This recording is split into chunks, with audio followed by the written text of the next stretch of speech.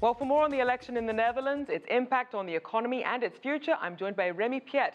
He's a research associate from the University of Miami. Welcome, Remi. Hi, nice to meet you. Now, people were really looking to see what happened with the Dutch elections, to see if that momentum we're seeing from populist movements in Britain and the US would continue. What's your reaction to the election results and exit polls so far? Well, actually, it was an interesting election because it was the first of a wave of 3 elections in Europe. First the Netherlands, then France, and eventually Germany.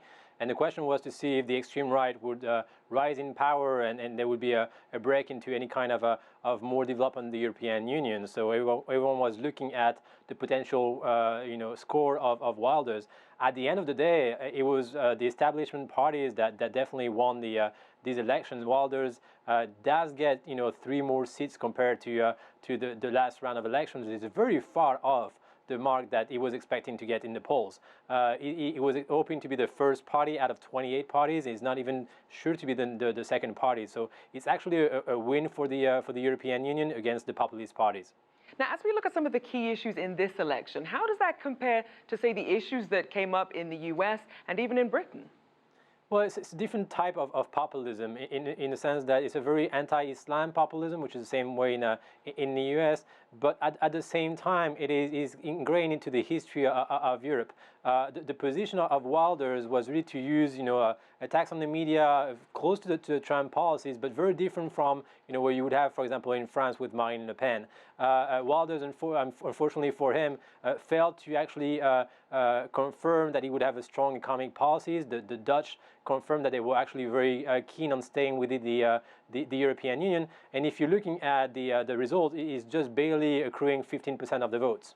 So as you mentioned, if the economy is growing, crime is also down. Why do so many people then seem unhappy?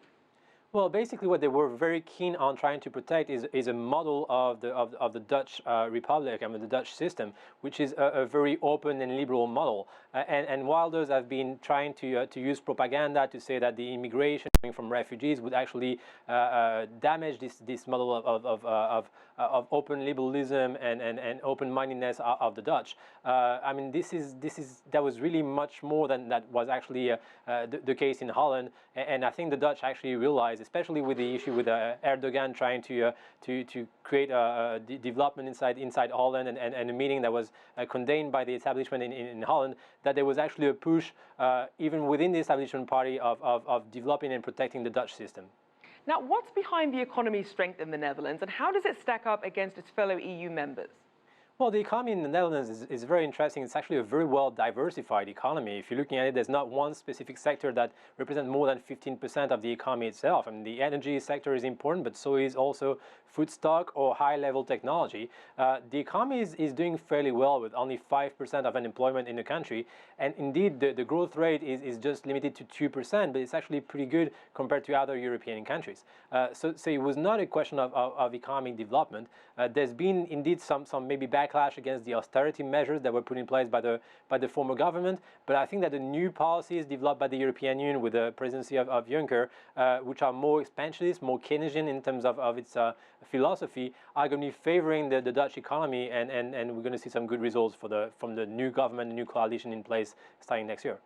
Now, a lot of people are wondering whether the Netherlands is the exception or perhaps the turning tide to this populism that we're seeing. And with the current election results, could that mean that the Netherlands leaving the European Union is completely off the table? That clearly the issue of the Netherlands leaving the European Union is off the table. That would have been a real blow to the European Union, because the Netherlands is one of the 6 founding members of the European Union, the coal and steel community. But we're looking here really at maybe a turning point in the rise of populism, because the next election is going to be in France, where Marine Le Pen is actually still facing some kind of a glass ceiling. She will be probably in the second round, but will not win this election.